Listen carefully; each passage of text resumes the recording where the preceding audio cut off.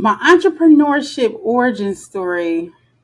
Super interesting. So like when I was a kid, all my friends from like elementary school remember me from just having money all the time. And it was really because my dad owned a laundromat and he used to give me quarters all the time. Or like I would just take the quarters. You got a bunch of quarters. He never knew they were missing. But my mom and dad were separated. They were, my mom was a single parent. But so my dad would then spoil me with whatever I wanted. And from then I always felt like money was just abundant. Money was always available to me. I never, I grew up in the projects of Trenton, New Jersey. So it's the hood. And I just didn't feel that way growing up. I always felt like money was abundant because every time I looked around, my mom was a hustler. My dad was a hustler. He used to sell clothes, t-shirts, all kind of stuff. My mom, funny enough, she actually could have started Build-A-Bear. So she used to sell these little teddy bears in baskets with like little gifts and stuff. So for Mother's Day, Father's Day, all the holidays and stuff, she would make these cute little bears.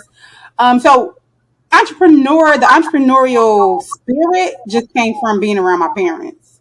My first venture into entrepreneurship wasn't too far after that. So at church, we had did this fundraiser and we were selling katydids. You know what katydids are? No. You from up north, you don't know what katydids are? Oh my gosh. But what is it? So katydids are like they're like chocolates, like turtles. Little chocolate turtles. We used to sell them for the church, fundraiser or whatever. And I'm like, oh my gosh, I made all this money selling these candy for this church. I wonder if I could do this for myself. So I was probably in like the third grade and I called the number on the back of the candy because it said, if you want to sell or fundraise with us, call this number. I was 8 years old, mind you, living in the projects of West Trenton. And I called and the lady was like, well, how old are you? And I lied.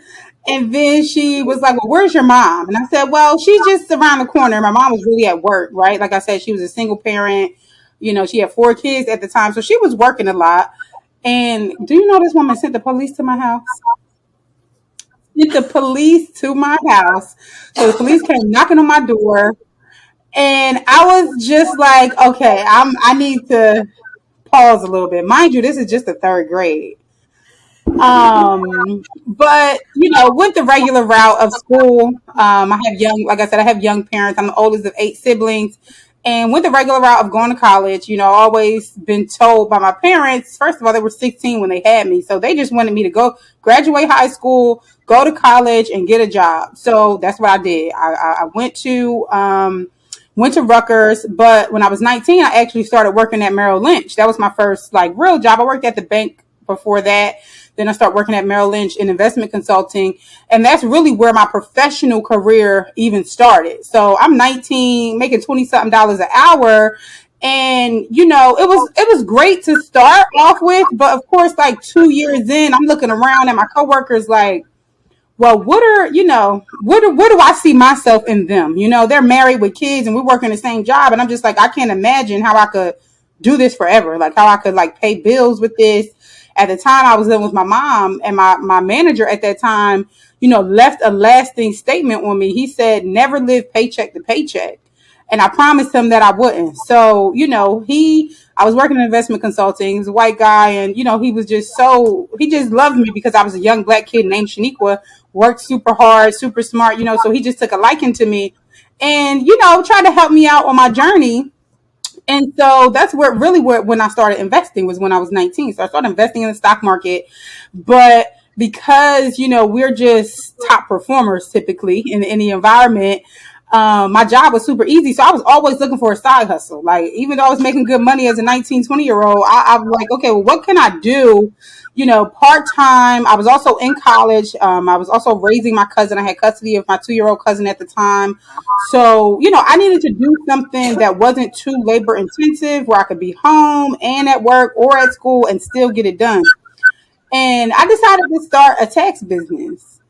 I chose taxes because it was financial, right? I knew that I liked finance, and because when I went to do my taxes, my first year I went to do my taxes, I went just right across the street. I had my own apartment at the time to H&R Block, just because I didn't, what else was I going to do? Like, we didn't have a format of how you go and do taxes. I didn't have an accountant to go and work with. I didn't have a friend to call.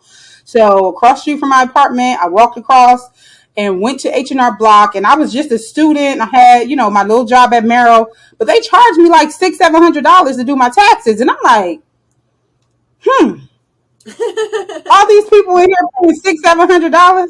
Right. I'm like, why am I paying $30,000 to go to college and paying these people $600-700 to do my taxes? So that literally was the light bulb for me. So I started my tax business, and what people don't know is that it's super easy to start a tax business. Like, I didn't have a degree at the time. Probably was under 21. I was definitely under 21 when I started.